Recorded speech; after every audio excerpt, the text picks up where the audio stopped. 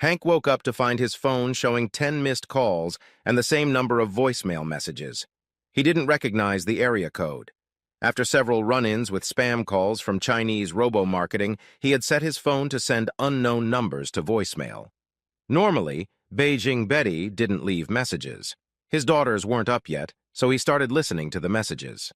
That's when he learned that his wife, Randy, wasn't in Jacksonville, Florida, to visit her parents and sister for the weekend, as she had told him.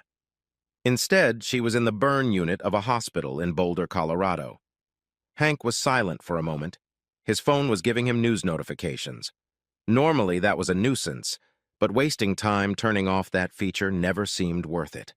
Something about fires popped into his head. He realized he'd seen a news headline with the words "fire" and "Boulder" when his phone screen came to life that morning. He went to his phone's homepage and saw the headline on the news: "Terrible wildfire wiped out suburban Boulder neighborhood overnight." Interesting. Hank would be the first to admit that sometimes he wasn't the sharpest tool in the shed, but he could really only think of one reason why his wife Randy, in their 8th year of marriage, lied about where she was going to spend the weekend. He purposely slowed his step. There was no point in hurrying. He made coffee. The girls wouldn't be up for at least another hour. He took the coffee to his wife's work corner in the dining room and picked up her laptop. Turns out it was now protected by a password he didn't know. But Randy was absent-minded and lazy, so he looked for the password written on some scrap of paper and found it at the bottom of a small desk drawer. Accessing it, he found that she hadn't even closed her email browsers. She'd only shut down her computer, relying on her new password and apparently on her confidence that Hank wouldn't invade her privacy. All the assumptions that existed in this family before this morning no longer apply, Hank thought. They did. Things had changed. She'd met her ex-boyfriend from college, Josh Turner, at his house in Boulder over the weekend when Josh's wife was away. This was the guy who broke Randy's heart by falling in love and marrying another woman. It seems that over the years he developed remorse for the woman he dumped. Or was it just lust? There weren't many details in the emails, mostly just confirmations of arrival times. Hank assumed they'd poured their hearts out to each other over the phone.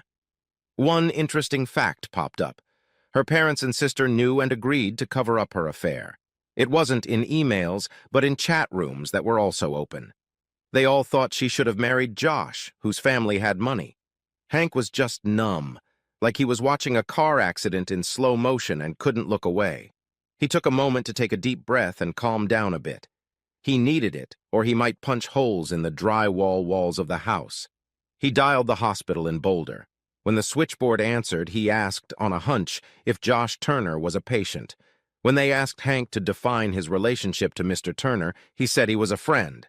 The operator then said she could not provide any information. This response definitely confirmed that they had a patient named Josh Turner. Hank then called the number left in his voicemail. It was a direct line to the hospital's emergency room.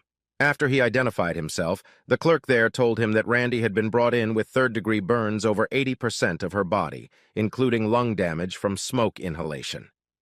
The fire apparently broke out suddenly in the drought-stricken area, spread quickly in high winds, and cut off the only escape route. More than 100 homes were burned and destroyed. "I'm sorry," Hank said. "That can't be my wife. She's in Jacksonville, Florida. You must have the wrong information." He hung up. Yes, of course she was in Boulder. He could sense that, but he wasn't going to make it easy for anyone. He looked at his wife's computer again and found Josh's social media page. Randy had indeed made him one of her friends. There, he found Josh's wife.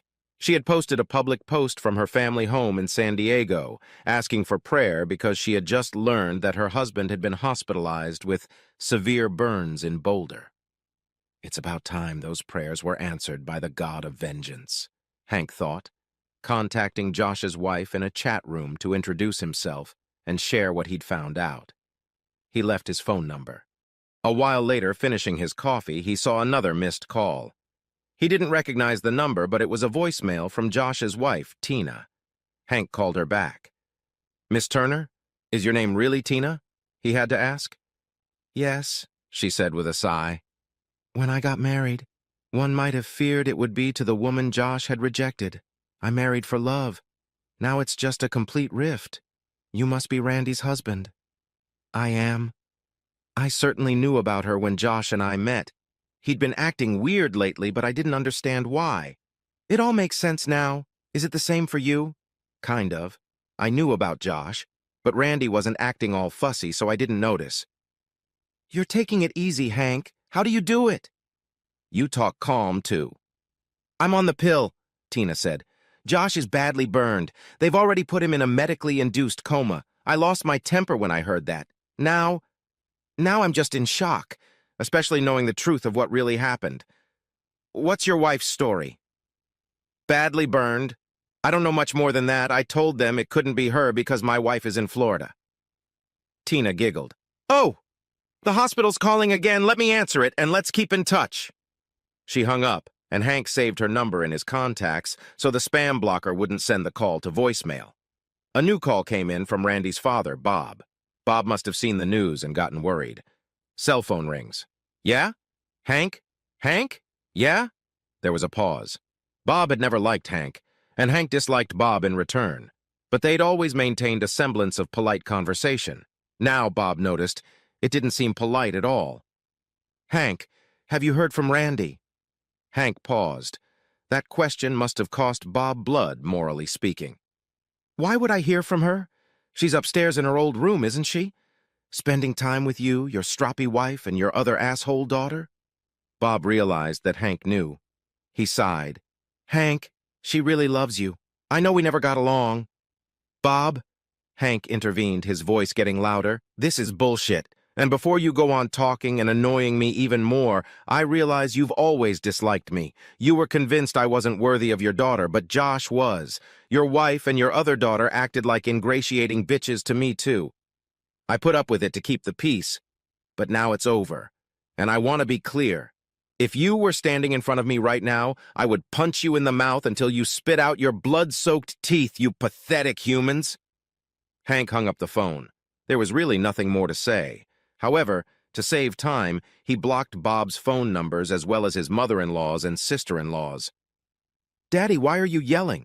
His daughter Nicole asked, entering the kitchen. Her younger sister Rebecca followed her. Daddy said a bad word, Rebecca announced. Did he? Nicole asked. Say it again, Daddy. I didn't hear it. Hank had to smile. What was that bad word, Becky? She frowned. I can't remember. You must have heard it wrong. Now let's have breakfast. Today is going to be pancake day. 3 pancakes each and some orange juice. Then both girls watched cartoons. After all, it was Saturday morning. They liked bubble guppies. Hank hoped they were cartoons. A path to something more substantial, like Pinky and the Brain or Phineas and Ferb. The phone rang again. It was Tina Turner. The pills aren't working. The what?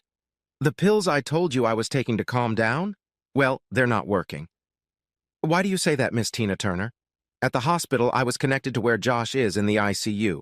The nurse put me on speakerphone. She thought it might help Josh to hear my voice, even though he's in a coma. So? I lost my temper.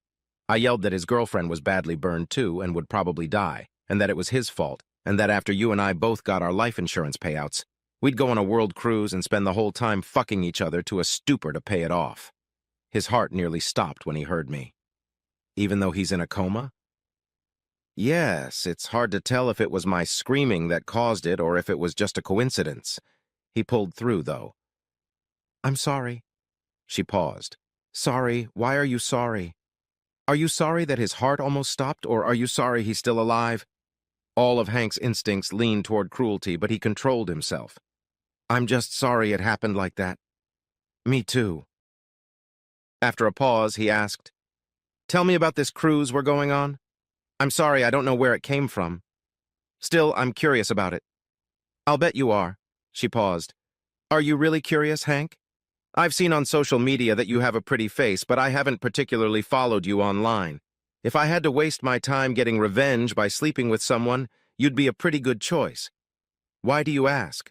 Do I have a chance? I don't know, she answered slowly.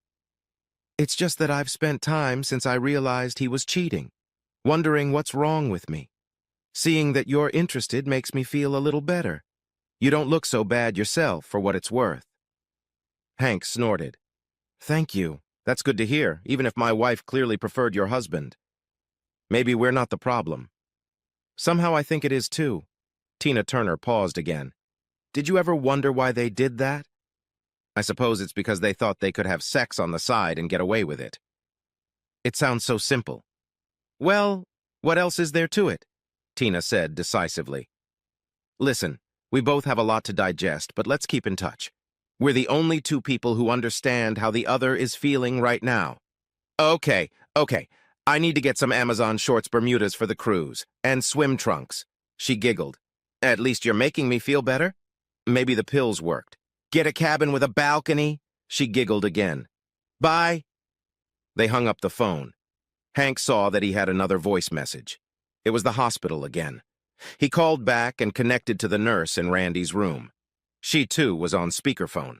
It must be a different nurse than the one caring for Josh, but they all seemed to be operating under the same set of industry medical guidelines. Mr. Henry Becker? Yes. I'm Nurse Yang. We're on speakerphone now. I'm in the burn unit of the hospital's ICU. Your wife is here. She's badly burned and in a medically induced coma. She's right next to me. We're hoping the sound of your voice might help, even though she's unconscious. Hank thought about the fact that after today, the hospital would have to update its standard procedures for dealing with a patient's family, but he had to ask. What makes you think that? I wasn't there when she was brought in. One of my girlfriends was there. She said your wife had a dead grip on her hand and wouldn't let go until they realized she was demanding, "Call your husband. So sorry." Your wife fought the team with all the strength she had and wouldn't let them do anything until they assured her they would deliver the message. Okay, too little and too late, Hank thought. What am I supposed to say? Tell her whatever is in your heart, the nurse said naively. Okay, thought Hank. Game on. Listen, you pathetic liar, he yelled at his wife on the phone. I hope you die in agony and spend eternity in hell with Josh, who will also die. Just so you know, I'm going to spend all the life insurance money I get to seduce Josh's wife, and I will never forgive you. The line cut off. The nurse must not have listened when he started, but she seemed to come to her senses. Hank realized that he wasn't going to reach his mental balance goals at this rate. Someday he would probably feel some guilt for saying all that, but today was not that day. Daddy, what do you mean, seduce?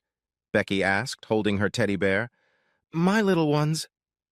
Oh, it means to mislead someone. She pondered this with a serious face. When was Mommy coming home? That's what really pissed him off. The need to tell his daughters what was going on. He should have thought hard about it, but he wasn't in the mood. As soon as she could. Becky. Becky walked back into the living room. Hank watched her plop down in front of the TV. No way in hell was he going to take the girls to Colorado to the hospital to see their mother wrapped in bandages like a mummy, lest they have memories like that.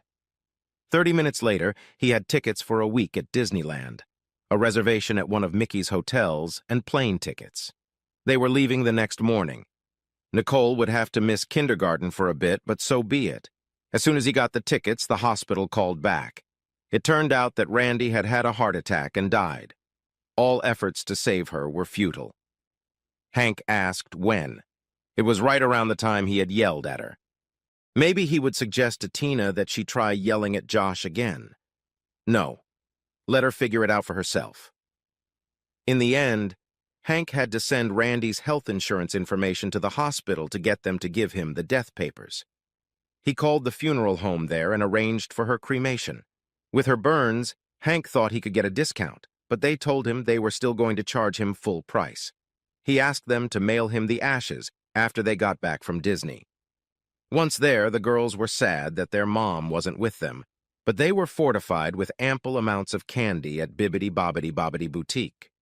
Josh held out until Thursday. Tina didn't yell at him anymore, so maybe that helped him hang on. After he died, Tina moved back to Colorado, living with friends because her house burned down. She acted like an honorable widow for the sake of her children, she told Hank. She didn't tell them about Randy. Tina's kids were older than Hank's, and they knew their father had been hurt in the fire, so all of this would have been harder to ignore. Hank's girls had no idea. For a while, he'd keep it up. Still, not saying anything bad about their mother to them wasn't easy. Shortly after they got back from Florida, the delivery guy came to the door with 2 items requiring signatures. The first was a letter from her in-laws. The second was a box containing Randy's ashes. The letter asked that Randy's remains be made available so they could arrange a memorial service and funeral in Randy's hometown in Florida, unless Hank wanted to organize something where he lived. They must have called someone, he realized. The letter lacked any apology for covering for Randy. That fact made the next decision easier. He hired one teenage girl in the neighborhood to babysit and left the girls telling the babysitter about the Disney trip, complete with a display of all their possessions and pictures on a clipboard. Hank then drove to a nearby national park. With a box of Randy's ashes packed in a bag slung over his shoulder, Hank went to one of the farther areas of the park. It had deep cinder-block toilets instead of bathrooms. He took a picture of himself dumping ashes into the restroom. Walking back to the car, he pondered whether maybe he should have done some therapy, but the thing was, he wasn't angry anymore. Well, not angry enough to hit someone. Ruining a reputation was another matter entirely. He posted a video on social media of him dumping ashes in the restroom along with an explanation. He then wondered if the National Park Service was going to issue him some sort of fine for polluting the sinkhole. If so, he would gladly pay it. He'd never contacted her relatives, but he'd seen in the paper that they'd had some kind of memorial service in Jacksonville without him or his daughters. He told the girls that Mom had an accident while she was away and she wasn't coming back. They took it as he expected them to. Fortunately, they had wonderful daycare providers who helped and supported them. The life insurance payout was nice. Randy had more insurance than Hank thought.